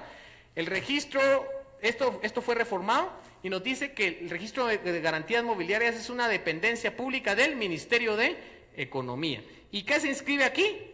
Miren todos los actos: inscripción, constitución, modificación, prórroga, extinción y ejecución de las garantías mobiliarias. Ojo, es público, electrónico. Y ojo con esto fue lo reformado. No califica ni prejuzga sobre los documentos registrados. Es decir, yo ingreso mi documento y no me va a decir si está válido, si es inválido, si es contrario a las normas, sino simplemente me lo va a registrar. ¿Para qué me lo va a registrar? Para que yo cumpla con el requisito de la publicidad. Y cuando cumple ese requisito, ¿cómo esa garantía mobiliaria es? Oponible ante terceros. ¿Estamos nítidos con esa parte? Sigamos entonces conociendo aquí. Ojo, de este artículo a mí no se me hace pregunta de privado. Lo redacté en pregunta de privado para que lo tengamos. Pero hay un contenido en este artículo, esto fue reformado, que sí se me hace pregunta de privado. ¿Cuáles son las características del registro? Si se las aprenden, excelente. Pero voy a leer brevemente aquí. Opera por medio de la inscripción de formularios estándar, es decir, el registro de garantías mobiliarias tiene formularios donde yo los lleno y así lo inscribo. El B es importante. Se organiza por un sistema de folio electrónico personal. Recordamos los sistemas registrales, existe el folio real y el folio personal. El registro de la propiedad, ¿cuál es su sistema? Folio real. El registro, el RENAP, ¿cuál es su sistema? Folio personal. Y ahora el registro de garantías mobiliarias, ¿cuál es su sistema? Folio personal electrónico. Le tenemos que agregar esa palabrita. Folio personal electrónico. Perdón, folio electrónico personal. En función de la persona que sea el deudor garante. ¿Estamos nítidos con eso? O sea, cuando yo voy a buscar y quiero ver si alguna persona tiene alguna garantía mobiliaria inscrita, lo voy a buscar por el tema del deudor garante. ¿Quién era el deudor garante? El que da en garantía el bien. 100 puntos, el propietario del bien. ¿Estamos nítidos con eso? Bueno, conclusión, continúo leyendo esta parte. Está dotada de medidas de seguridad indispensables para las comunicaciones electrónicas y cobra conforme al arancel. Como les digo, a mí esta parte lo que más me interesa es este sistema, este B. Siguiente pregunta de privado. Bueno, y aquí ojo con esto. Esto es importante. Vamos a ver aquí algunos que ya están a punto de examinarse de su privado y una pregunta que pudieran hacernos es ¿cómo se ejecuta una garantía prendaria? ¿Cómo se ejecuta hoy por hoy una garantía prendaria? Hasta el día de hoy todavía.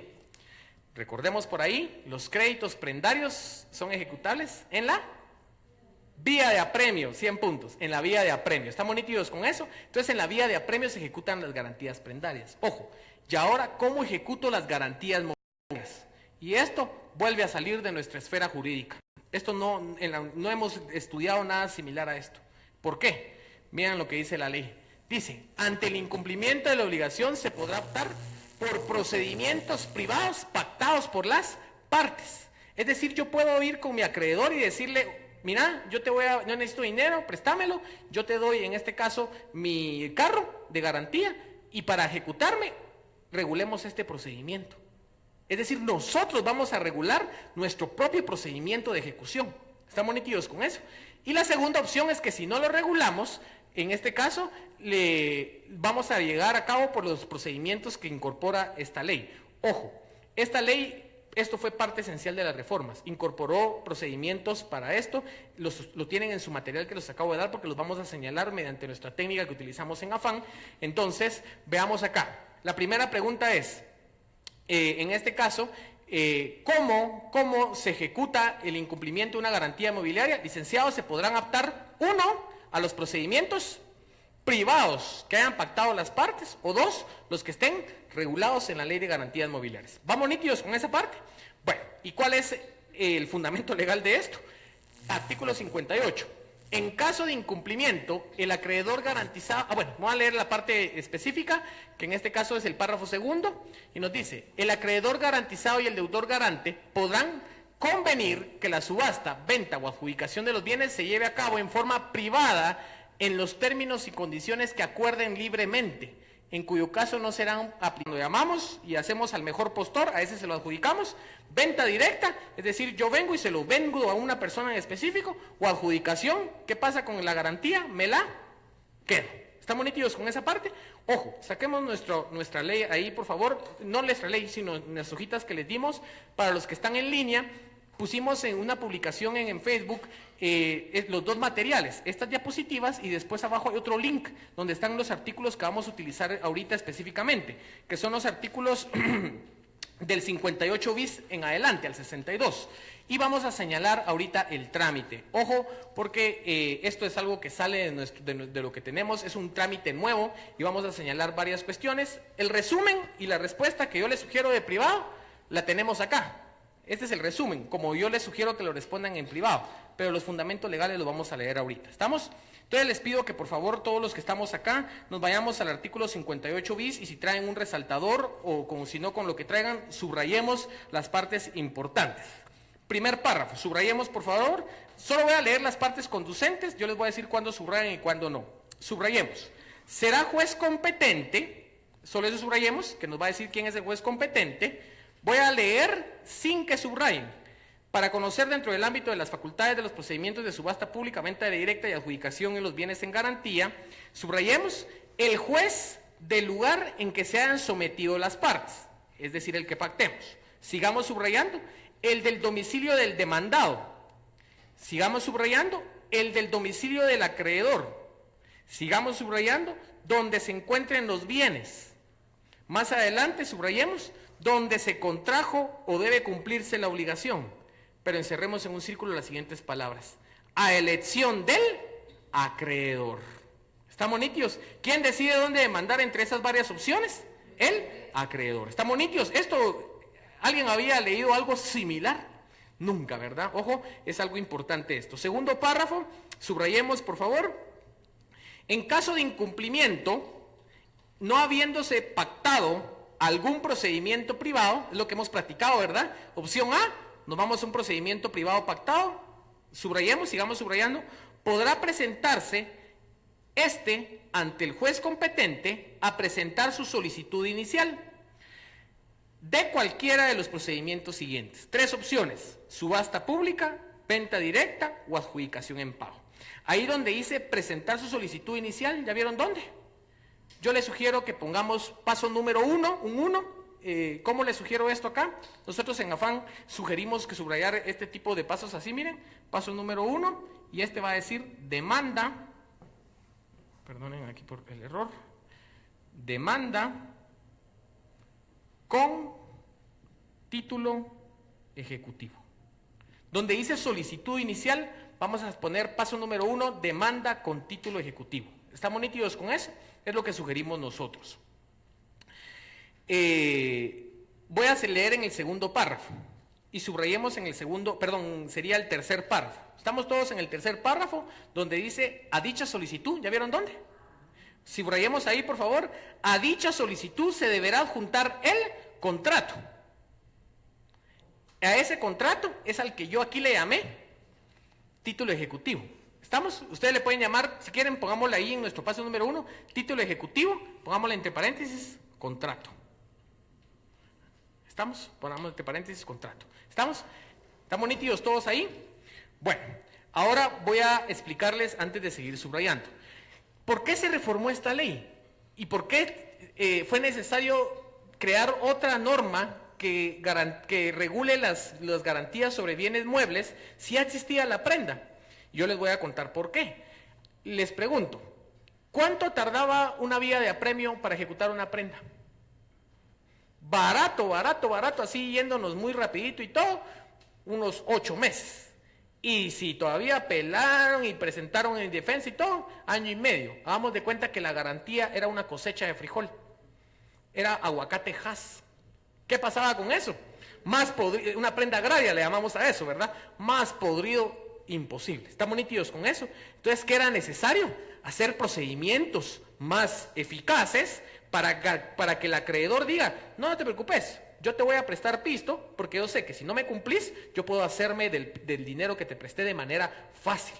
Por eso es que cuando mirábamos las publicaciones del Congreso, ahí nos decían, va a facilitar el crédito, pero es por eso, porque yo como acreedor voy a tener más fácil la garantía de que si en dado caso no me cumplís, me voy a hacer fácil del pago. ¿Por qué explico esto? Porque ahorita vamos a leer unas partes en donde lo que busca esencialmente en esta parte del proceso es desapoderar del deudor garante, el bien. Entonces subrayemos por favor, así nos vamos rapidito, 4º párrafo. En el caso que los bienes no se encuentren en poder o bajo el ejercicio del control del acreedor, subrayemos este podrá requerir, vámonos más adelante, en dicha solicitud, la inmovilización, me voy a saltar más adelante, el secuestro o desapoderamiento de los bienes afectados a la garantía mobiliaria o cualquier otra medida cautelar. Es decir, lo que busca esencialmente es que se los quiten. ¿Estamos nítidos con eso? Esto no lo voy a decir en mi privado, esto lo voy a saber en mi mente, lo voy a saber para mi práctica. Y le voy a poner ahí, porque como esto me va a servir para mi vida, ¿verdad? Pongámosle ahí 1.1, solicitud de medidas cautelares. En una orillita ahí pongámosle 1.1, solicitud de medidas cautelares. ¿Estamos? Eso no lo digan en su privado. Les sugiero que no lo digan. ¿Estamos? Siguiente párrafo. Solicitud, medidas cautelares. Solicitud, medidas cautelares. Siguiente párrafo, los que están en línea y nos están siguiendo, artículo 58 bis, subrayemos, el juez deberá decidir sin notificación del deudor, subrayen el plazo, más ahí adelante, dentro del plazo máximo de 5 días, respecto al otorgamiento de las medidas, y ordenará su inmediata ejecución con el auxilio de la fuerza pública. Subrayemos todo eso que acabo de leer. Repito, para los que se quedaron atrás, el juez deberá decidir sin notificación al deudor, subrayen el plazo con otro color para que resalte, durante el plazo máximo de 5 días, subrayemos normal, respecto al otorgamiento de las medidas cautelares y ordenará su inmediata ejecución con el auxilio de la fuerza pública. A este párrafo le vamos a poner un comentarito que diga 1.2, otorgamiento y ejecución de medidas cautelares. También sugiero que no lo digan, pero es importante que lo sepamos en nuestro privado. Bueno, ahorita aquí nos van a regular un montón de cosas de las medidas cautelares que no sugiero que nos metamos a tanto rollo, y yo les voy a pedir que nos vayamos, cuenten, 1, 2, 3, 4, 5, 6, 7, 8, al 9º párrafo, que comienza, si se tratare de bienes que se encuentren en poder. ¿Estamos? Hay una parte donde dice, si se trataren de bienes que se encuentren en poder. ¿Ya vieron todos ahí? Subrayemos, por favor.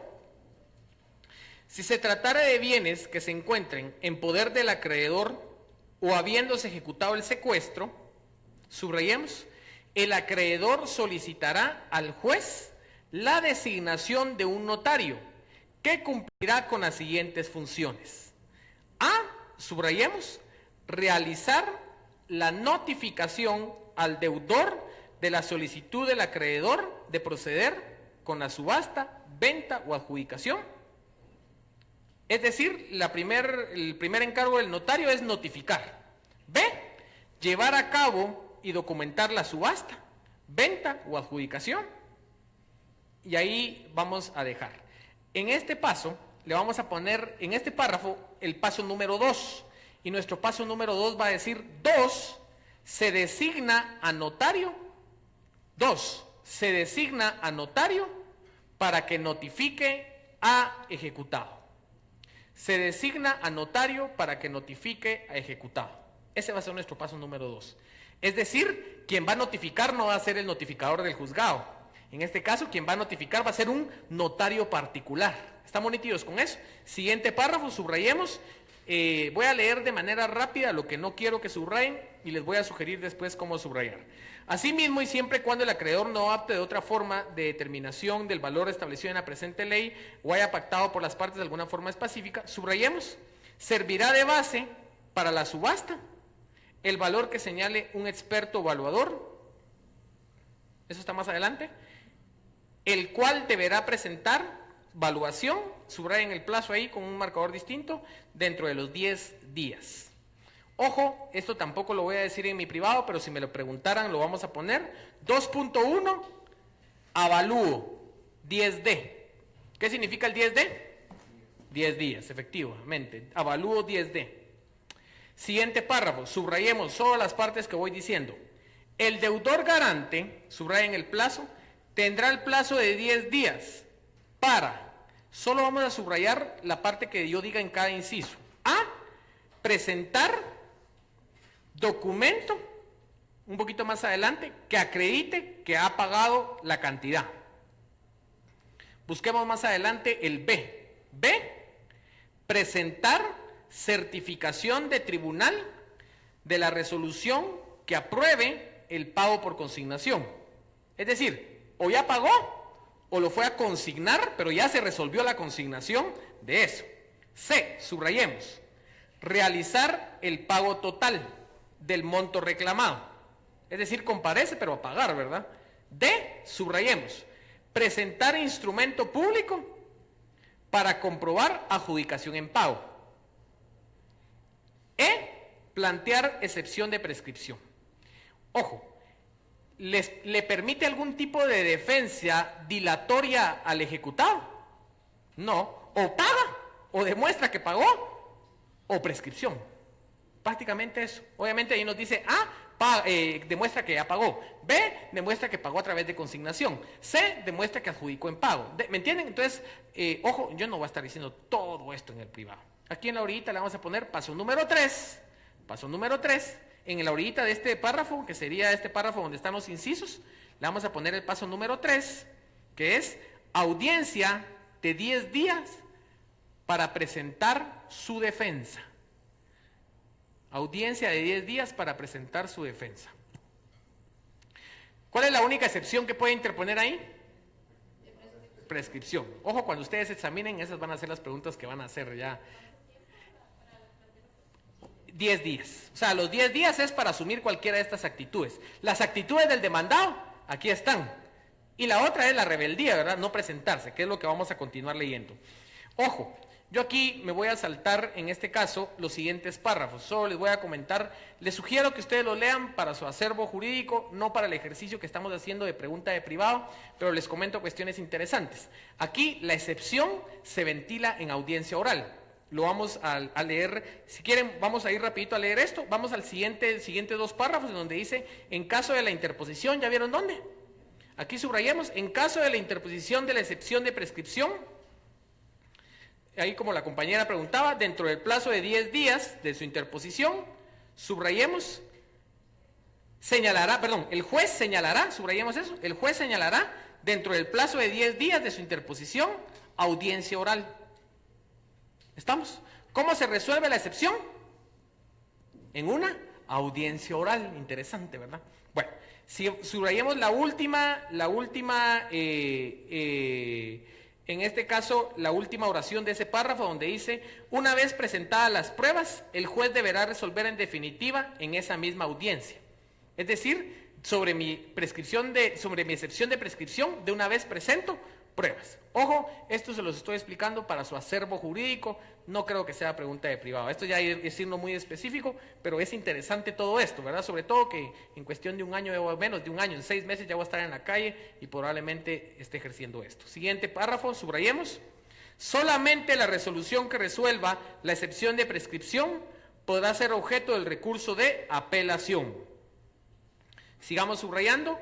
La sala conocerá de la apelación y deberá de señalar día y hora para la audiencia oral, subrayen el plazo, dentro de un término no mayor de 5 días de recibida. Vámonos más al final, donde dice una frase que dice, ya al finalizar dichas intervenciones, en la misma audiencia deberá resolver en definitiva la apelación. ¿Qué quiere decir? Esa apelación, ¿cómo se tramita? Se tramita también en una audiencia oral. ¿Estamos nítidos con eso? Bueno, conclusión, esto no creo que se lo pregunten, sin embargo, fue interesante que lo aprendiéramos, ¿verdad? Es decir, la única excepción que cabe es la prescripción. ¿Cómo se dilucida esa excepción? En una audiencia oral. Y si hubiera, y es apelable la resolución de esa excepción, ¿sí? ¿Y cómo se ventila esa apelación?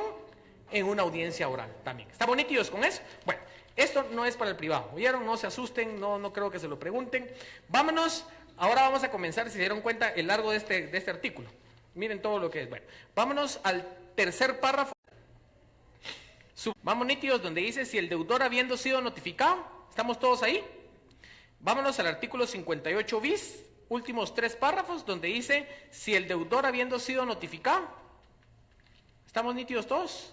Subrayemos, si el deudor habiendo sido notificado, no comparece dentro del plazo de 10 días, se procederá inmediatamente a la subasta pública, venta directa o adjudicación en pago en su caso.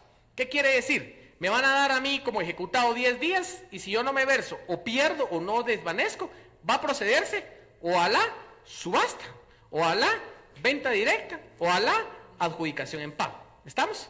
Ahora vamos a ponerle ahí en ese párrafo, paso número 4, pongámosle ahí, subasta pública, venta directa o adjudicación.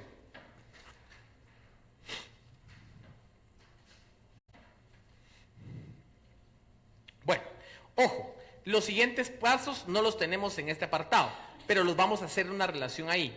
Es decir, en una orilla, ahí donde tienen ese artículo, pongámosle el paso número 5, en una orilla, este no está aquí, pero pongámoslo ahí para tenerlo todo junto. Paso número 5, pongámosle ahí, liquidación. Paso número 5, liquidación. Pongámosle una relación al artículo 62. Una relación al artículo 62. En ese artículo 62 sí está regulada la liquidación. Pero sigamos acá, vamos a ponerle un paso número 6. Después de la liquidación vamos a ponerle un paso número 6, entrega de bienes. Eso en una orilla también, no está acá. Entonces en una orilla le pusimos paso 5, liquidación, y en una orilla también paso 6, entrega de bienes, y una relación al artículo 63. Bueno, les comento, esto solo lo hicimos para, en este caso, darles el trámite, pero yo les recomiendo esta pregunta de privado. Compañero, ¿cuál es el procedimiento para ejecución de una garantía mobiliaria? Licenciado, se puede hacer mediante procedimientos privados, pactados por las partes, o mediante los que establece la ley. ¿Y cuáles son los que establece la ley? Bueno, licenciado, primero se tiene que presentar la demanda con el contrato o título ejecutivo respectivo, se debe designar a un notario. Miren aquí, se designa un notario para que notifique al ejecutado. ¿Cuánto tiempo tiene el ejecutado? 10 días para presentar su defensa. Si no presenta su defensa, licenciado, se procede a la subasta, a la venta directa o a la adjudicación. Practicada la subasta o la venta directa o la adjudicación, se tiene que presentar la liquidación. Les pido que en su casa subrayen este artículo. Ojo, esta liquidación no es en incidente como lo son todas las liquidaciones. Esta liquidación es en audiencia oral. ¿Oyeron? Entonces eso lo vamos a ver en el artículo 62, ya que se movieron por ahí, vamos rapidito al 62, y solo les pido en este caso que en el 62, en el B, inciso B, voy a subrayar, ahí lo estudian ustedes despacio, pero en el inciso B, subrayemos, para los efectos de la liquidación, el juez a petición del interesado señalará audiencia oral, encierren un círculo, audiencia oral en los 10 días. Conclusión, ¿cómo se tramita la liquidación? También en una audiencia oral. ¿Estamos? Licenciado, después se practica la liquidación y después se hace la entrega de los bienes a quien corresponda. ¿Estamos? Entonces, conclusión, esto es un trámite nuevo para nosotros. Aquí tienen fundamentado el procedimiento de subasta pública, es decir, si aquí no compareció y pactamos que era subasta pública, o yo decido para ir a subasta pública, me voy a este trámite. ¿Qué de novedoso tiene este trámite? Se tienen que hacer publicaciones en el diario oficial y 3 en otro diario. Ojo, se realiza la subasta pública, es decir, vengo y llamo el día y hora fijados para la subasta, en este caso llamo al postor, presentan las pujas y todo, algo importante. Si yo le adjudico, si el mejor postor fue fulano, Mario voy a decir, quien ofreció pagar 200,000 por la garantía mobiliaria, en este caso, Mario tiene 24 horas para presentar un cheque de caja a nombre de la tesorería del organismo judicial. ¿Y a quién se lo presenta? Al notario. Y el notario tiene que ir a depositar a la tesorería del organismo judicial ese cheque de caja. Y después regresamos a la liquidación y a la entrega de los bienes. ¿Estamos? Entonces, este es un trámite cuando acá se opta por la subasta pública, que son publicaciones, la realización de la subasta, la entrega del cheque de caja, el depósito que el notario hace del cheque de caja, después vuelve la liquidación y la entrega de bienes. ¿Estamos?